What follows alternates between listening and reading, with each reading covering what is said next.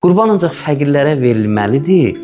Yanlış yanaşmadır. Çox ciddi yanlış yanaşmalardan biridir. Məsələn üçün bu Ramazan ayında da biz eynisindən yaşayırıq. Deyir ki, iftar ancaq fəqir adamlara verilməlidir. İftar, qurban ancaq fəqir adamlara vermək bəlkə də fəqirləri təhqirdir.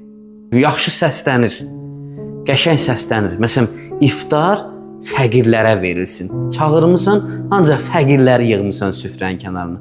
Xeyr, varlı ilə fəqiri yanaşı 30-dur ki, fəqir görsün ki, bunun gözündə varlıya qiymət nədirsə, mənə də qiymət odur. Bəzən qurban payını da elə imkanlıya da göndərərsən, imkansıza da göndərərsən. İmkansız sənə soruşanda, niyə bunu mənə verirsiniz? O qoy bilməsin imkansızlığından verirsən ona. Deyilən ki, filan kəsə də vermişik, filan kəsə vermişik, sənə də vermişik. Gör ki, mənlə hamını eyni gözdə tutub mənə verirlər. Yəni, mənə baballığı gəlib verməyiblər, mənə dəyər veriblər. Qurban dəyər aşılamalıdır. Qurban payı bir adama gedəndə mənə yazıqlığı gəlib pay göndəriblər, yox. Mənə dəyər veriblər, mənə pay göndəriblər.